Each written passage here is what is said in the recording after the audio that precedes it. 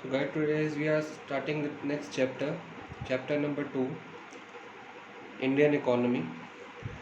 इस चैप्टर में, इससे पहले चैप्टर में हमने on the eve of independence से बात की थी कि इंडिपेंडेंस तब तक हमारी economy, agriculture, foreign trade, demographic condition कहाँ से कहाँ तक हुई। अब हम आगे बढ़ेंगे 1950 से लेके 1990 तक हमारे इंडिया की इकोनॉमी की कंडीशन कैसी थी। इसमें हम सारा कुछ पढ़ेंगे, industry, demographic, foreign trade, agriculture, सब कुछ पढ़ेंगे स्टेप बाय स्टेप। तो सबसे पहले पढ़ते हैं कि जब इंडिया आज़ाद हुआ, 1947 में जब इंडिया आज़ाद हुआ तो prime minister mister Jawaharlal Nehru ने इंडिया के लिए क्या चुना। बेसिकली हमारे पास तीन तरह की इकोनॉमी होती है। सबसे पहले सेंट्रल प्रॉब्लम्स के बारे में बात करते हैं कि सेंट्रल प्रॉब्लम्स कितने तरह की होती हैं। ये आपने 11th में पढ़ा हुआ है, चैप्टर नंबर 1 माइक्रो इकोनॉमिक्स के अंदर था। तो तीन तरह की सेंट्रल प्रॉब्लम्स होती हैं। नंबर 1 होता है जी व्हाट टू प्रोड्यूस। इसके बारे में डिस्कशन हम डिटेल में नहीं करेंगे क्योंकि 11th में पढ़ के आए हो आप। What to produce, how to produce and for whom to produce. मैं सिर्फ एक लाइन में इसको बताऊंगा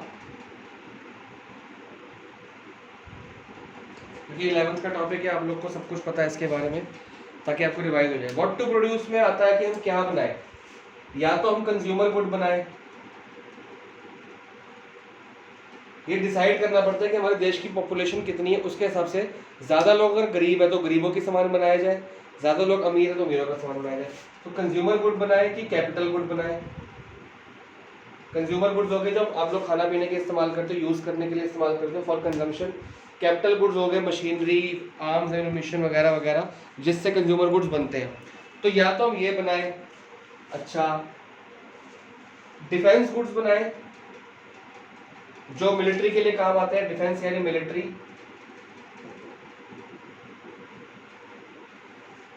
या हम जो सिविल गुड्स बनाए, सिविल गुड्स मतलब हमारे जैसे लोगों के लिए।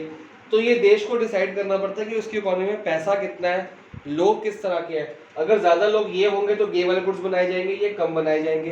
तो ये सब आपने जो चैप्टर नंबर 1 किया था जिसमें हमने पीपीसी बनाई थी कि कंज्यूमर गुड्स यहाँ रखे थे और कैपिटल गुड्स यहाँ पे, arms and ammunition, military goods यहाँ पे और सिविल गुड्स यहाँ पे रखे थे। तो हमने ऐसे बहुत सारे पीपीसी बना के देखे थे कि अगर ये ज़्यादा बनाएंगे तो ये कम बनाएंगे, तो ये सब कर चुके हो। तो ये देश के आगे तीन प्रॉब्लम्स होती हैं, हर देश के आगे होती है कि क्या बनाए। इसमें से और भी तरह के गुड्स होते हैं। अच्छा हाउ टू प्रोड्यूस, इसमें दो चीज़ें आई थी, लेबर इंटेंसिव टेक्निक और कैपिटल इंटेंसिव टेक्निक। कि अगर पैसा ज़्यादा है, लोग ज़्यादा अमीर है, लेबर कम है, तो ये लगा लो। और अगर गरीबी है देश में और बेरोजगारी ज़्यादा है, लोग ज़्यादा है, तो ये लगा लो लेबर इंटेंसिव टेक्निक। अब फॉर होम टू प्रोड्यूस कि देश की आबादी पुअर ज़्यादा है कि रिच ज़्यादा है। तो अगर पुअर ज़्यादा होंगे तो पुअर के लिए सामान ज़्यादा बनेगा, रिच लग्जरी आइटम्स कम बनेंगी। ठीक है, इसी तरह से देखा जाएगा कि देश में सर्विस क्लास लोग ज़्यादा है कि बिजनेस क्लास लोग ज़्यादा है, तो उसके लिए चीज़ें बनाई जाएंगी। तो बेसिकली ये तीन तरह की सेंट्रल प्रॉब्लम्स आप 11th में पढ़ के आए हो। तो हमारे प्राइम मिनिस्टर जो मिस्टर जवाहरलाल नेहरू के आगे भी ये तीन प्रॉब्लम्स थी कि देश आज़ाद हो गया। देखो पहले तो ब्रिटिशर्स संभाल रहे थे तो हमारे को कोई टेंशन नहीं थी, हमने तो वही हमारा ख्याल रख रहे थे, वही खिला पिला रहे थे, वही सब कुछ, ये तीनों प्रॉब्लम्स का डिसीजन भी वही लोग ले रहे थे।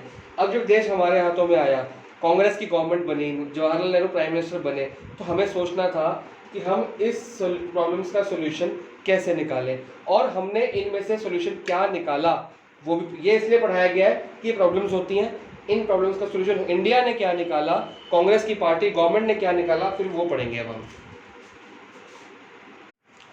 तो बेसिकली हमको सिलेक्ट करना था। अब जब देश आज़ाद हुआ तो मिस्टर नेहरू से पूछा गया जी इस दुनिया में तीन तरह की बेसिक इकोनॉमिक्स होती है, कैपिटलिस्ट होती है, सोशलिस्ट होती है और मिक्स्ड होती है। पहले इसका मतलब बताया जाएगा, फिर इंडिया ने इसमें से कौन सी चुनी, ये चुनी, ये चुनी, ये चुनी, जवाहरलाल नेहरू ने कौन सी चुनी, वो डिसाइड करा जाएगा।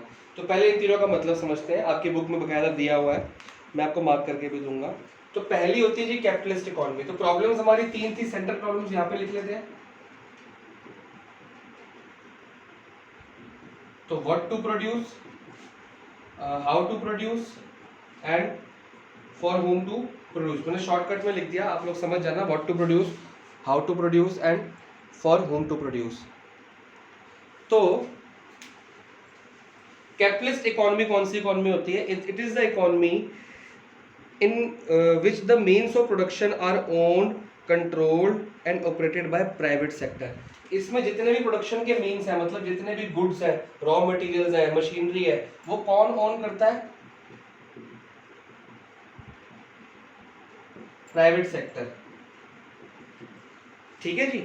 प्राइवेट सेक्टर मतलब हम जैसे लोग, गवर्नमेंट का रोल बहुत ज्यादा कम होता है, तो प्राइवेट सेक्टर ज्यादा से ज्यादा मीन्स ओन करता है।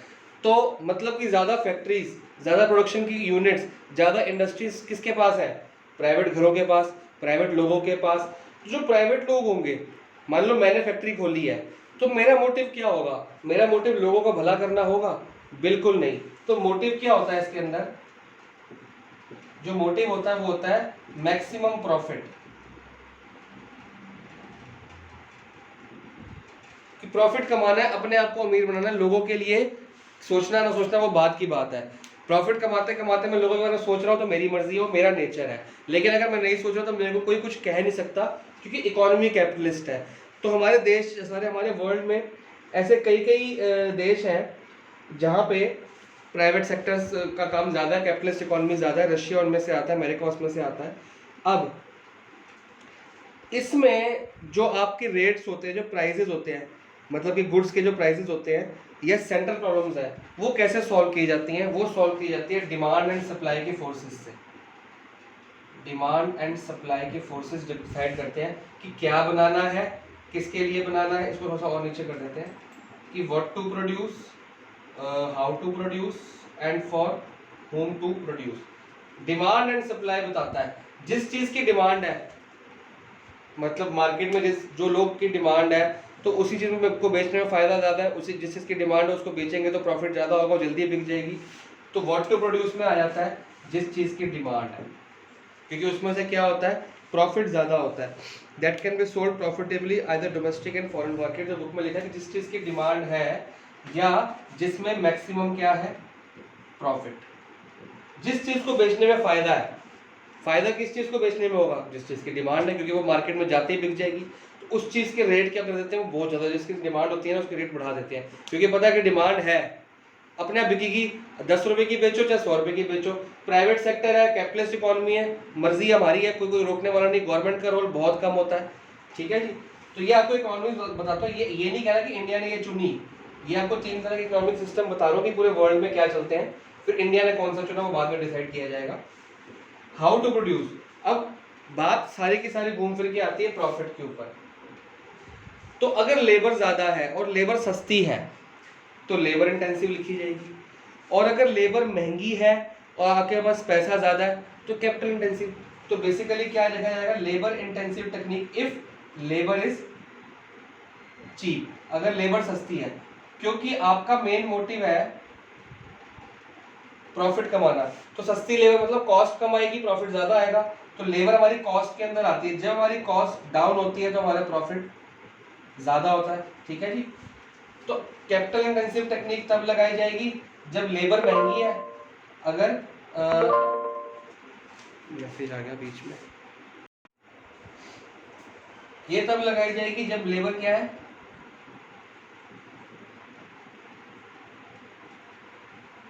लेबर अगर कॉस्टली है तो फिर आप ये लगा लोगे। तो बेसिकली आप ना खर्चा क्या करोगे? कम। लेबर सस्ती है तो ये लगा लो लेबर इंटेंसिव टेक्निक, और लेबर महंगी है तो कैपिटल इंटेंसिव टेक्निक लगा लो। तो मर्जी हमारी है, कोई रोक टोक नहीं। हमारा बेसिक रूल क्या है? Maximum profit. For whom to produce, again किसके लिए बनाना है? जिसके पास पैसा है।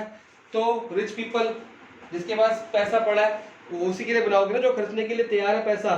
तो जिसके पास ज़रूरत है उसको नहीं देखा जाता, जिसके पास पैसा है उसको देखा जाता है। तो जिसके पास इनकम है या परचेजिंग पावर कहते हैं इसको, जिसके पास परचेजिंग पावर है या इनकम है या पैसा है उसके लिए हम बनाएंगे। जिसके पास जरूरत है उसके लिए नहीं बनाएंगे। अब मान लो इसमें बुक में एग्जांपल दिया हुआ है, अगर मैं दवाइयाँ बनाता हूँ, मान लो मैं कैपिटलिस्ट इकोनॉमी में पढ़ता हूँ, सॉरी कैपिटलिस्ट इकोनॉमी में लाया करता हूँ मेरा देश, और मैं प्राइवेट सेक्टर का ओनर हूँ, सोल प्रोप्राइटर हूँ। मैं एक दवाइयों की फैक्ट्री चलाता हूँ। अब मैं दवाइयाँ बना रहा हूँ, तो मैं दवाइयाँ बना के किसको बेचूंगा? मैं ये नहीं देखूंगा यार इस बंदे को बहुत ज़्यादा दवाई की ज़रूरत है, मैं ये वाली दवाइयाँ बनाऊँ। तो मैं देखूंगा अगर गरीब लोगों को किसी चीज़ की किसी ऐसी दवाई की ज़रूरत है जिससे उनकी बीमारी ठीक हो सकती है, तो मैं नहीं बनाऊंगा। क्यों? क्योंकि मेरे को गरीब लोगों की दवाइयाँ बनाने में प्रॉफिट नहीं होगा। अगर मेरे देश को ज़रूरत है कि मैं एक ऐसी दवाई बनाऊं जिससे बहुत सारे लोगों की बीमारी ठीक होती हो, तो मैं नहीं बनाऊंगा। क्यों? अर्जेंट नीड है, अर्जेंट रिक्वायरमेंट है, देश को जरूरत है, लेकिन मैं नहीं बनाऊंगा क्योंकि मैं प्राइवेट सेक्टर हूं, मेरे को देश की जरूरत से मतलब नहीं है, मेरे को मेरे प्रॉफिट से मतलब है। मैं वो दवाई बनाऊंगा जिसके लिए मेरे को पैसा मिलेगा, जो लोग खरीदने को तैयार है, जो अमीर लोग होते हैं, जो लोग कहेंगे कि हाँ भाई हमको तो ये वाली दवाई चाहिए, चाहे वो कम बिके, चाहे उसकी जरूरत भी कम हो, वो बनाऊंगा मैं। तो यहाँ पे सारे काम ना अपनी उसके लिए होते हैं, ईगो के लिए होते हैं, अपनी सेल्फिशनेस के लिए होते हैं, क्योंकि हमने प्रॉफिट कमाना है। तो इसमें इस तरह की इकोनॉमी में उस तरह के प्राइवेट सेक्टर को गलत भी नहीं माना जाता। अब हमारे देश में ऐसी कई प्राइवेट कंपनियां हैं जो काम करती हैं, उनको लोगों की भलाई से कोई मतलब नहीं है, उनको लोगों की नीड से, अर्जेंट रिक्वायरमेंट से कोई मतलब नहीं है, उनको सिर्फ प्रॉफिट कमाना है। और वो सही भी है क्योंकि वो प्रॉफिट कमाने के लिए आया है, लोगों की भलाई के लिए तो गवर्नमेंट होती है। तो इस तरह से कैपिटलिस्ट इकोनॉमी में ये चीज़ें तीन चीज़ें सॉल्व की जाती हैं। अब आते हैं सोशलिस्ट इकोनॉमी में।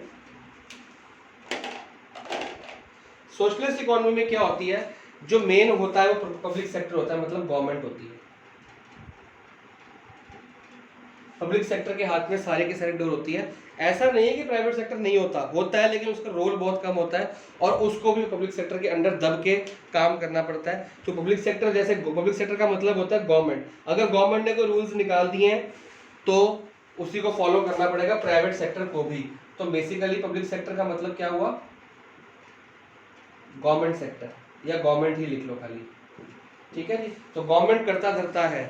अब गवर्नमेंट जब करेगी तो गवर्नमेंट भी डिमांड एंड सप्लाई के हिसाब से ही चलेगी, लेकिन खाली डिमांड एंड सप्लाई नहीं देखेगी, वो लोगों की नीड्स भी देखेगी कि हमारे देश में ज़रूरतें क्या हैं। तो मैक्सिमम प्रॉफिट कमाना ज़रूरत नहीं है, नीड्स को सॉल्व करना ज़रूरत है, और क्या बनाए क्या ना बनाए डिमांड एंड सप्लाई डिसाइड कर लेंगे। अब व्हाट टू प्रोड्यूस, अब गवर्नमेंट क्या बनाएगी? खुद सोचो। मैक्सिमम प्रॉफिट तो रूल ही नहीं है और डिमांड भी रूल नहीं है, तो गवर्नमेंट वो बनाएगी accordance with the need of society. बार बार यहाँ पे नीड आएगा, अर्जेंट नीड क्या है?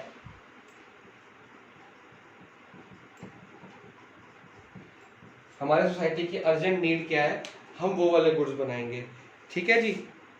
उसके बाद हाउ टू प्रोड्यूस, ऑब्वियस बात है, अगर हमारे देश में ये नहीं देखेंगे लेबर सस्ती है कि नहीं, लेबर इंटेंसिव टेक्निक तब लग जाएगी जब अनएम्प्लॉयमेंट ज्यादा है। लेबर महंगी है चाहे सस्ती है उससे मतलब नहीं है, अनएम्प्लॉयमेंट ज्यादा, बेरोजगारी ज्यादा, तो लेबर इंटेंसिव लगा लोगे। अगर जिस देश के पास पैसा ज्यादा है, व्हेन एक्सेस कैपिटल होगी, जिस देश के पास पैसा ज्यादा है वो लगा लेगा, जिसके पास लेबर ज्यादा वो लगाएगा। लेबर सस्ती है या महंगी है उससे मतलब नहीं है, लेबर ज्यादा है या कम है उससे मतलब है। तो सस्ती महंगी अलग चीज होती है, ज्यादा कम अलग चीज होती है। फॉर होम टू प्रोड्यूस, किसके लिए बनाएंगे? जिसको जरूरत है, और ये नहीं देखा जाएगा कौन अफोर्ड कर सकता है। तो इसमें जिसके पास जरूरत है उसके लिए सामान बनाया जाएगा, जिसके पास इनकम है या परचेजिंग पावर है उसके लिए नहीं बनाया जाएगा। मतलब इसके लिए भी बनेगा लेकिन ज्यादा फोकस इस पे रहेगा। तो जिसकी जरूरत है उसके पास, तो गवर्नमेंट लोगों की भलाई के लिए होती है, अभी हम लोग चुनते हैं उसको। एक तो ये हमारे देश के प्रधानमंत्री जी के पास फॉर्मेट था कि हम ये चुने सोशलिस्ट, तो ज्यादातर लोगों ने बोला है सोशलिस्ट चुना जाए, तो गवर्नमेंट को सब कुछ अपने हाथ में लेना पड़ेगा। लेकिन फायदा देखो इसमें तो नुकसान ही नुकसान है, क्योंकि इसमें अगर हर बंदा अपनी तरक्की सोचता है, मैक्सिमम प्रॉफिट अपने बारे में सोचता है, देश की तरक्की के बारे में सोचता नहीं है। तो हमारा देश अभी अभी आज़ाद हुआ था, हमारा देश अंडर डेवलप्ड कंट्री था उस टाइम पे, स्टैग्नेंट इकोनॉमी थी। तो स्टैग्नेंट इकोनॉमी को हमने ऊंचा करना था, ऊंचाइयों तक लेके जाना था, एक डेवलपिंग कंट्रीज या डेवलप्ड कंट्रीज की भागदौड़ में लेके आना था। तो हमको इसलिए चुनना पड़ रहा था कि हम क्या चुने कि हमारे देश की तरक्की भी हो और हमारे देश के लोगों का भला भी हो। तो अगर हम ये चुनते तो हर बंदा अपने बारे में सोचता, प्रॉफिट कमाता, सब कुछ, देश का तरक्की, लोगों की भलाई, कुछ मतलब नहीं होता। अगर हम ये चुनते तो ये अच्छा फॉर्मेट था, अच्छा एक प्रोजेक्ट था, लेकिन इसमें सब कुछ गवर्नमेंट के हाथ में था, लोगों के ऊपर कुछ भी नहीं था, सब कुछ गवर्नमेंट ने करना है, तो गवर्नमेंट के ऊपर बर्डन बहुत ज़्यादा था। अब गवर्नमेंट सिर्फ लोगों की नीड्स और वो करती रहेगी तो देश की तरक्की कैसे होगी? गवर्नमेंट ने जो बनाया फ्री में बांट दिया लोगों को या सस्ते रेट पर दे दिया, लोगों को काम दे दिया, तो देश की तरक्की कैसे होगी, इंफ्रास्ट्रक्चर डेवलपमेंट और लोगों की डेवलपमेंट कैसे होगा। तो ये सोचा गया ये सही है, लेकिन ये पूरा हमारे देश पे लागू नहीं हो रहा, क्योंकि इसमें लोगों की भलाई जरूर हो रही है। देखो दो फॉर्मेट है, लोगों की भलाई और देश की तरक्की। लोगों की भलाई तो हो रही है लेकिन देश की तरक्की नहीं हो रही। तो फिर एक थर्ड फॉर्मेट आता है मिक्स्ड इकोनॉमी, जिसमें दोनों का बराबर का रोल रहता है, public plus private. Public sector and private sector दोनों मिलकर काम करते हैं। कुछ मैक्सिमम पावर पब्लिक के पास होती है, पब्लिक सेक्टर मतलब गवर्नमेंट के पास होती है, और प्राइवेट सेक्टर को भी खुली आज़ादी होती है काम करने के लिए, उसको रोक टोक ज़्यादा नहीं होती। तो उसमें क्या होता है, जो पब्लिक सेक्टर है वो लोगों की नीड्स पे काम करता है, लोगों की भलाई के लिए काम करता है, और जो प्राइवेट सेक्टर है वो देश की तरक्की के लिए, अपने प्रॉफिट्स के लिए काम करता है। तो जब अपने प्रॉफिट्स होंगे, मैं ग्रो करूंगा तो मेरे जैसे और लोग भी, प्राइवेट लोग ग्रो करेंगे, तो देश में तरक्की होगी। तो ये सोचा गया कि गवर्नमेंट लोगों की, जो गरीब लोग हैं उनके भलाई के बारे में सोचे, और प्राइवेट सेक्टर को भी कुछ आज़ादी देनी चाहिए ताकि देश की तरक्की भी साथ साथ हो सके। तो ये वो चीज़ थी जिसमें हमारे देश में, देखो अब इसमें what to produce, how to produce, इन दोनों का मिला जुला आ जाएगा। What to produce, private sector profit के लिए कमाएगा, पब्लिक सेक्टर नीड्स के लिए बनाएगा। हाउ टू प्रोड्यूस में प्राइवेट सेक्टर को सस्ती लेबर मिलेगी तो ये लगा लेगा, पैसा होगा तो ये लगा लेगा, पब्लिक सेक्टर को बेरोजगारी का देखना है और कैपिटल का देखना है, तो इसमें दोनों आ जाएंगे। तो प्राइवेट के अंदर ये वाले पॉइंट्स आ जाते हैं एंड पब्लिक के अंदर ये वाले पॉइंट्स आ जाते हैं। तो इसमें लिखने की जरूरत नहीं है। तो प्राइवेट सेक्टर इस बारे में सोचेगी, पब्लिक सेक्टर इस बारे में सोचेगी, तो दोनों काम हो जाएंगे, लोगों की नीड्स भी सॉल्व हो जाएंगी और देश का भला भी हो जाएगा। तो जब दोनों काम होंगे तो जवाहरलाल नेहरू ने इन तीनों में से मिक्स्ड इकोनॉमी को चुना। इसको चुना कि हम देश की तरक्की भी चाहेंगे और हम देश का, लोगों का भला भी चाहेंगे। ठीक है जी। तो India adopted mixed economy, mister Jawaharlal Nehru were confused with the regard, ये आपने रीड करना है, मैंने कुछ मार्क कर दिया है। तो प्राइवेट प्रॉपर्टी भी लोगों को मिलेगी और डेमोक्रेसी भी कंट्री के अंदर रहेगी। डेमोक्रेसी का मतलब है सब कुछ गवर्नमेंट के हाथ में नहीं है, सब कुछ लोगों के हाथ में है। तो प्राइवेट आ गया यहाँ पे, क्योंकि लोगों के हाथ में, लोग अपने आप चुनेंगे क्या करना है क्या नहीं करना। और लोग किसको, प्राइवेट लोग, डेमोक्रेसी मतलब प्राइवेट लोग वोट डालेंगे और चुनेंगे किसको, गवर्नमेंट को। तो ये मिलजुल के काम करेगी। गवर्नमेंट लोगों के बगैर चुनी नहीं जा सकती, क्योंकि लोगों ने वोट देना है, और लोग गवर्नमेंट के बगैर फंक्शन नहीं कर सकते। तो लोग गवर्नमेंट पे डिपेंड है और गवर्नमेंट लोग पे डिपेंड है। तो ये तीनों के बारे में डिटेल आपने पढ़नी है, बुक में मार्क्ड है। और इंडिया ने क्या चुना, इंडिया ने ये चुनी। अब आगे पढ़ते हैं कि इंडिया की इकोनॉमिक प्लानिंग हुई कैसे स्टार्ट। तो जब देश ने मिक्स्ड इकोनॉमी चुन ली, उसके बाद जन्म हुआ इकोनॉमिक प्लानिंग का। जब मिक्स्ड इकोनॉमी आपने चुन ली तो प्लानिंग भी तो करोगे ना। जो लोग के पास कॉमर्स है वो बिजनेस स्टडीज में प्लानिंग चैप्टर पढ़ रहे होंगे, ये उससे रिलेटेड है।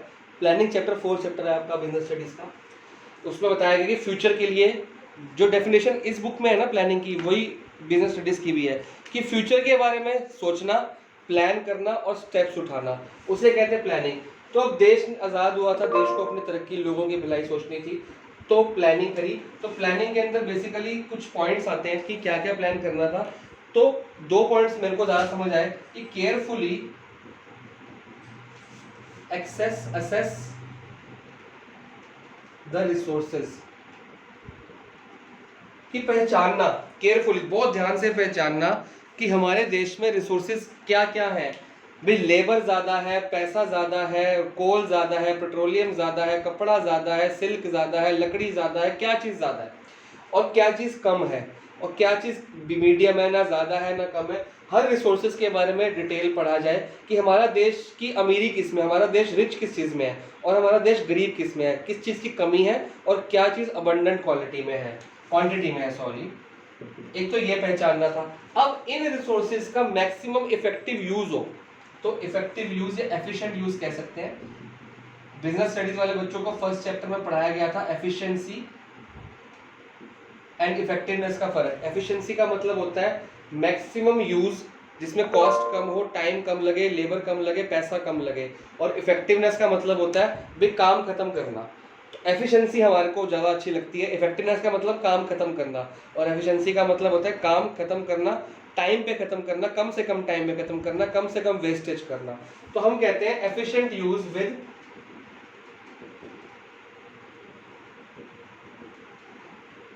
Minimum wastage. ठीक है जी। तो ये दो बातें सामने आई कि पहले अपने देश के रिसोर्सेज को देखा जाए और उनका मैक्सिमम यूज किया जाए, एफिशिएंट मतलब मैक्सिमम यूज किया जाए कि उनकी वेस्टेज कम से कम हो, क्योंकि पहले ही हमारा गरीब देश है, स्टैग्नेंट इकोनॉमी, ब्रिटिशर्स हमारे को तबाह करके चले गए थे। अब अगर हम भी अपने जो रिसोर्सेज को तबाह करते रहेंगे, ढंग से यूज नहीं करेंगे, तो थोड़े से सामान हमारे पास बचा कुचा रहा, सब कुछ तो वो ले गए बेचारे, हमको तो गरीब कर गए, हमारा सारा पैसा धन और सारी जायदाद तो वो ले गए, हमारे पास थोड़ा सा सामान रह गया। अगर हम उसको भी ढंग से यूज नहीं करते तो हमारा जो सामान है वो क्या हो जाएगा, वेस्ट, और हम गरीब से और गरीब हो जाएंगे। तो वो ढंग से कैसे यूज किया जाए और उसको कैसे पहचान की जाए, उसके लिए प्लानिंग होनी बड़ी जरूरी थी। तो ये प्लानिंग करने के लिए क्या सेट किया गया, इसको सेट किया गया प्लानिंग कमीशन, एक संस्था बनाई गई, एक अलग से डिपार्टमेंट बनाया गया जिसका नाम दिया प्लानिंग कमीशन। ये आज भी वैलिड है, मिस्टर मोदी जी ने आया है तो इसको शायद बंद कर दिया है, क्योंकि सुनने में आया था कि 2017 तक लास्ट प्लान बना था, उसके प्लानिंग कमीशन का उन्होंने कहा था कि कोई ज़रूरत नहीं है, देश की गवर्नमेंट ही सिलेक्ट कर लेगी। लेकिन हम उसमें नहीं जाते, हम पढ़ते हैं क्या। प्लानिंग कमीशन एक डिपार्टमेंट, एक संस्था बनाई गई, गवर्नमेंट की संस्था थी, इसमें बड़े इंटेलिजेंट लोग रखे गए, उनको बोला गया भाई आपने करना क्या है कि अपने सारे जो देश के रिसोर्सेज हैं उनके बारे में देखो, रिसर्च करो क्या ज़्यादा है क्या कम है और उनका कैसे मैक्सिमम यूज़ हो सकता है और वेस्टेज कहाँ कहाँ हो रही है, जिसकी वेस्टेज हो रही है वो कैसे रोकी जाए और एफिशिएंट यूज़ हर चीज़ का किया जाए। तो प्लानिंग कमीशन के सामने वही 3 सेंट्रल प्रॉब्लम्स थी, what to produce, how to produce and for whom to produce, कि आपने ये तीनों प्रॉब्लम्स का सॉल्यूशन भी आप ही ने ढूंढना है। और ये जो दो चीज़ें हैं कि रिसोर्सेज को वो ढूंढना एंड मैक्सिमम यूज़ करना एंड मिनिमम वेस्टेज करना, ये काम इन्होंने करना है। तो इन्होंने क्या किया, प्लानिंग कमीशन ने डिसाइड किया कि हम ना छोटे छोटे शॉर्ट टर्म प्लान्स बनाएंगे। शॉर्ट टर्म प्लान्स वो प्लान होते हैं जो थोड़े टाइम के लिए यूज होते हैं, लॉन्ग टर्म प्लान्स होते हैं जो सदा चलते रहते हैं। जैसे कि अगर मेरा लॉन्ग टर्म प्लान है कि मैं एक अच्छी जिंदगी, एक रिच जिंदगी जीऊंगा, तो मेरा लॉन्ग टर्म प्लान है जिंदगी भर मैं चाहूंगा कि मैं अच्छी जिंदगी जीऊं। ये तो है नहीं कि 10 साल बाद मैं चाहूंगा मैं गरीब हो जाऊं। तो अगर मैंने सोचा है कि मैं जिंदगी भर मैं गाड़ी में चलूंगा, तो वो मेरा लॉन्ग टर्म प्लान है कि मैं चाहता हूँ कि जिंदगी भर चलूँ। अब जिंदगी भर तो लॉन्ग टाइम हो गया। अगर मैं चाहता हूँ, शॉर्ट टर्म प्लान ये होता है कि यार मेरे को 2 साल या 3 साल ये काम करना है, उसके बाद मेरे को ये मान लो 2 साल 3 साल मेरे को ये वाली जॉब करनी है, फिर मेरे को दूसरी कंपनी, एक अच्छी कंपनी में जॉब करनी है। तो है 2 साल 3 साल का जो मैंने जॉब छोटी कंपनी में जॉब करके एक्सपीरियंस लेना था, वो मेरा शॉर्ट टर्म प्लान है।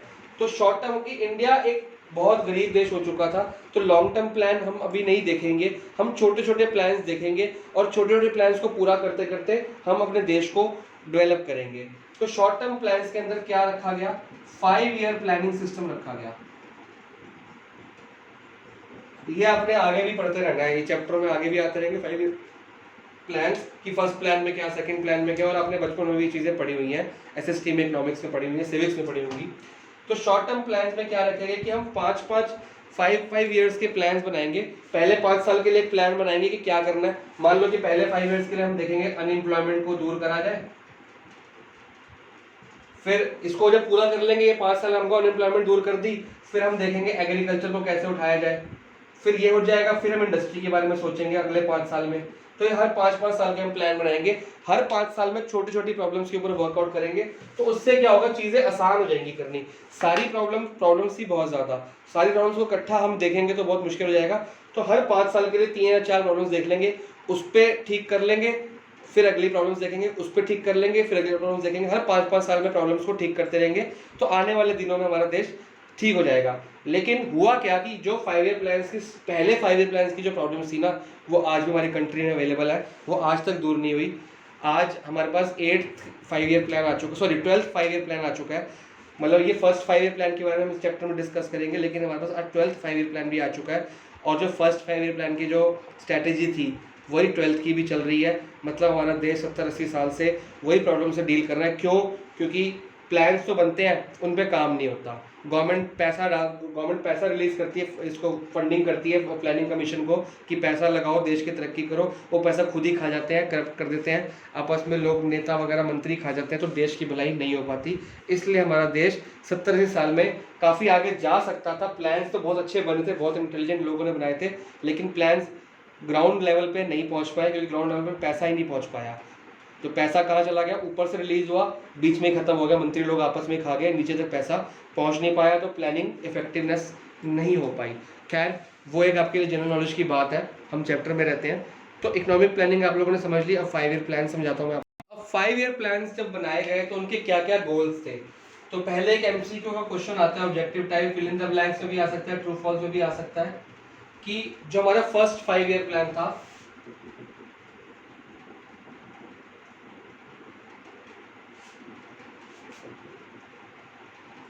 वो कब से लेके कब तक था। तो 1 अप्रैल 1951 से लेके 1951 में बना, क्योंकि हम जो देश की बात कर रहे हैं 1950 से लेके 1990 तक बात कर रहे हैं।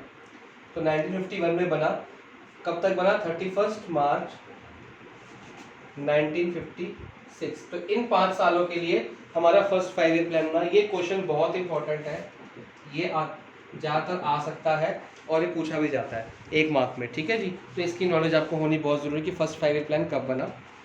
अब गोल्स क्या थे, जो हमारा पहला, मैं एक एक करके सारे गोल्स को बताऊंगा आपको। 4 गोल्स हैं बेसिकली, ये आज 4 गोल्स करके आपकी क्लास खत्म है। तो फर्स्ट गोल था ग्रोथ, कि हमको ग्रोथ करनी है। अब ग्रोथ होती क्या है, कैसे होती है ग्रोथ, प्राइवेट सेक्टर की ग्रोथ होती है कि पब्लिक सेक्टर की ग्रोथ होती है, लोगों की ग्रोथ होती है, क्या होती है growth.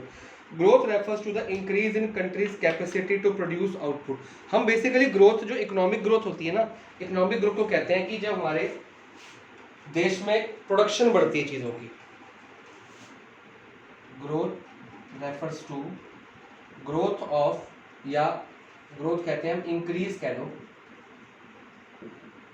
Increase in production of goods and services, कि हमारे देश में जब गुड्स, रॉ मटेरियल और हर तरह की गुड्स बढ़ जाएंगे, उनकी प्रोडक्शन बढ़ जाएगी, फैक्ट्रीज बढ़ेंगी तो चीज़ों की प्रोडक्शन बढ़ेगी, गुड्स भी बढ़ेंगे, सर्विसेज, लोगों को नौकरियां मिलेंगी, गुड्स बढ़ेंगे, उसको कहते हैं ग्रोथ। तो हमारे देश ने पहचाना कि हमारे देश की तरक्की है जब production of goods and services बढ़े। तो आपने मैक्रो इकोनॉमिक्स में एक चीज़ पढ़ी थी कि production of goods and services को क्या बोलते हैं, इतने पोर्शन को हम क्या बोलते हैं, इतने पोर्शन को हम बोलते हैं जीडीपी, ठीक है जी। जीएनपी बोलते हैं, वो नेशनल लेवल पे आती है, हम डोमेस्टिक लेवल पे बात करते हैं कि हमारे domestic production of goods and services बढ़े। तो बेसिकली हमको क्या करना था, हम चाहते थे कि हमारी इंक्रीज इन जीडीपी हो। जब हमारी जीडीपी बढ़ेगी तो हमारे production of goods and services बढ़ेंगे। जब production of goods and services बढ़ेंगे तो वो गुड्स एंड सर्विसेज कहाँ से आएंगे, ये कहाँ से आएंगे, एग्रीकल्चर सेक्टर से आएंगे, तो मतलब इसकी ग्रोथ हो गई। इंडस्ट्रियल सेक्टर से आएंगे, इसकी ग्रोथ होगी। और टेरिशरी सेक्टर से आएंगे जहाँ पे सर्विसेज बनती हैं, तो इसकी भी ग्रोथ होगी। तो कहते हैं अगर जीडीपी बढ़ेगी तो ये तीनों सेक्टर्स की ग्रोथ हो जाएगी। जब ये तीनों सेक्टर की ग्रोथ हो जाएगी तो अनएम्प्लॉयमेंट, देश में बेरोजगारी, क्या क्या दूर हो सकता है, अनएम्प्लॉयमेंट खत्म हो जाएगी, क्योंकि लोगों को यहाँ भी काम मिलेगा, यहाँ भी काम मिलेगा, यहाँ भी काम मिलेगा। अच्छा, गरीबी दूर हो जाएगी, पॉवर्टी। जब लोगों के पास काम मिलेगा तो लोगों के पास पैसा आएगा, तो लोगों के दिक्कत नहीं आएगी। तो बेसिक जो हमारा ग्रोथ के ऊपर वर्क था कि हम ग्रोथ को कैसे बढ़ाएं, तो जीडीपी बढ़ाने के ऊपर प्लान्स बनने शुरू हुए थे। सेकंड पॉइंट आता है जी, सेकंड पॉइंट है मॉडर्नाइजेशन। अब मॉडर्नाइजेशन वर्ड से समझ आ रहा है कि हम मॉडर्न हो जाएं। तो मॉडर्न हम 2 तरीकों से हो सकते हैं, ठीक है जी। 2 तरीकों से बंदा मॉडर्न हो सकता है। क्या हो सकता है, जो बुक में लिखा है अडॉप्शन ऑफ न्यू टेक्नोलॉजी। तो या तो हम नए नए टेक्नोलॉजी अडॉप्ट करें, किसमें, एग्रीकल्चर सेक्टर में भी और इंडस्ट्रियल सेक्टर में भी। तो कैसे, HYV, ये हम पढ़ेंगे आगे, जब एग्रीकल्चर पढ़ेंगे तो ये पढ़ेंगे। HYV सीड्स हम लेके आए, फर्टिलाइजर लेके आए, और इंडस्ट्रीज में हम क्या लेके आए, मशीनरी लेके आए, टूल्स लेके आए, इक्विपमेंट्स लेके आए। तो ये मैं डिटेल नहीं लेके जा रहा, ये हम आगे जब एग्रीकल्चर पढ़ेंगे और इंडस्ट्री पढ़ेंगे। तो मतलब मॉडर्नाइजेशन 2 तरह से होती है। एक तो आप नई टेक्नोलॉजी, नई मशीनरी, नए औजार, नया सब कुछ लेके आओ, चाहे वो देश के अंदर बनाओ चाहे बाहर के देशों से मंगवाओ, लेकिन मॉडर्नाइजेशन होनी चाहिए, ठीक है। अब कई मशीनरी हमारे देश में बनती हैं, लेकिन कई मशीनरी हमारे देश में नहीं बनती तो हम बाहर से मंगाते हैं। इस तरह से कई हथियार हम खुद बनाते हैं अच्छे, और जो नहीं बना सकते वो बाहर से मंगाते हैं, ठीक है। तो मॉडर्नाइजेशन होनी चाहिए। दूसरा क्या होता है, मॉडर्न आउटलुक, आउटलुक होता है वे ऑफ थिंकिंग,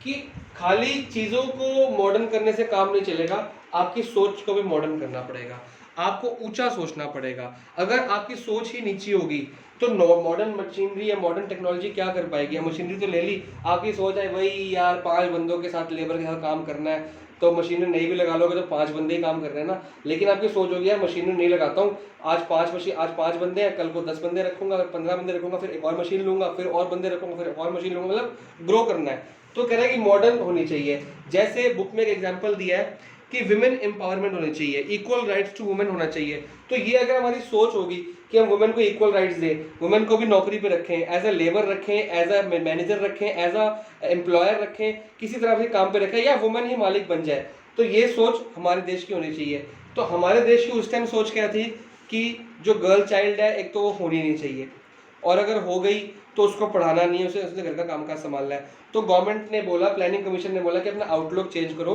लड़कियों को पैदा भी करो, लड़कियों को पढ़ाओ भी, उनको बड़ा भी करो, उनको नौकरी पे भी भेजो। तो ये होता है आउटलुक में चेंज। तो हमारा मॉडर्न आउटलुक भी होना चाहिए और मॉडर्न टेक्नोलॉजी भी यूज करनी है। जो थर्ड पॉइंट है इसका, उसको मिटा देते हैं। थर्ड पॉइंट कहता है सेल्फ रिलायंस।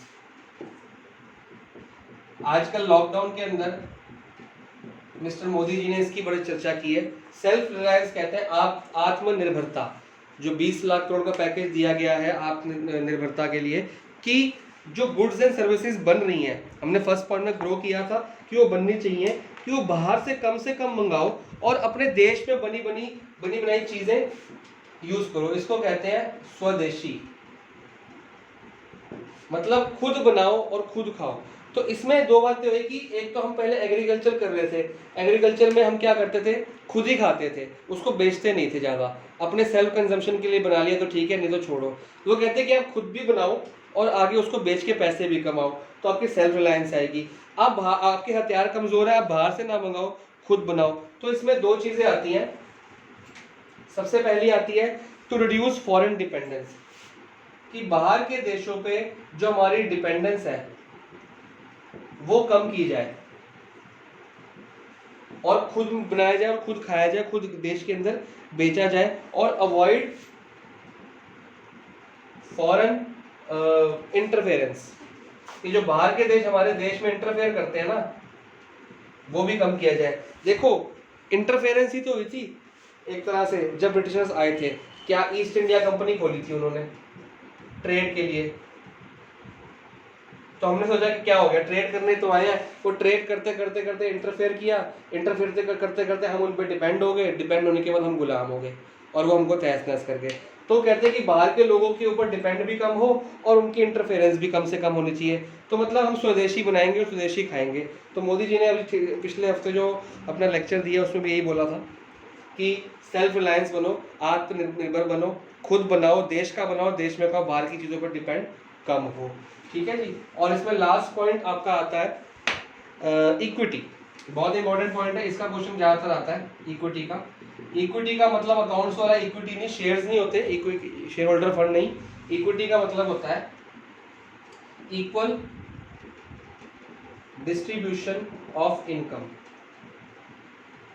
ठीक है, कि देश में, हमारे देश में एक गैप था रिच और पुअर के बीच में, तो बेसिकली ये गैप को कम करना था, तो पुअर को ऊपर उठाना था और रिच के पास, मतलब ये नहीं रिच को नीचे करना, ऐसा नहीं करना था, पुअर को ऊपर लेके जाना था इसके पास, ताकि हर बंदा एक मीडियम लेवल पे जी सके। तो ये कैसे हो सकता था? ये गवर्नमेंट टाइम रन करती है। गवर्नमेंट क्या करती है, रिच लोगों पे क्या कर देती है, टैक्स।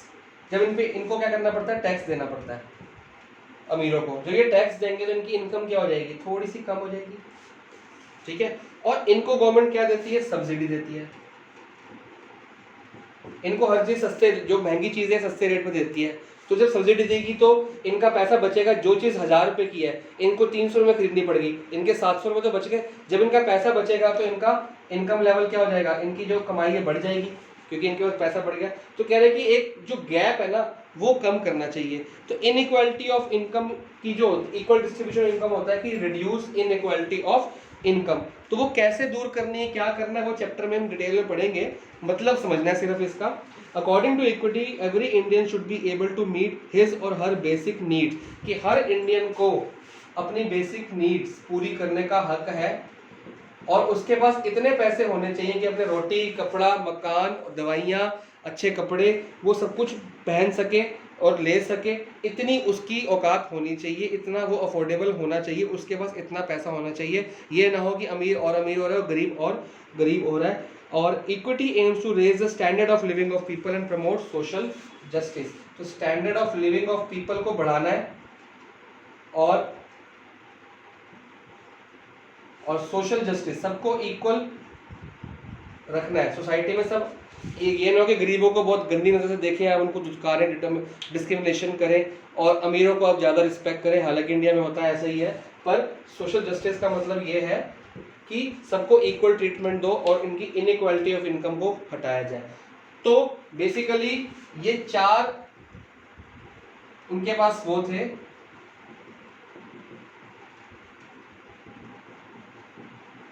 और तीसरा चौथा ये था सेल्फ रिलायंस।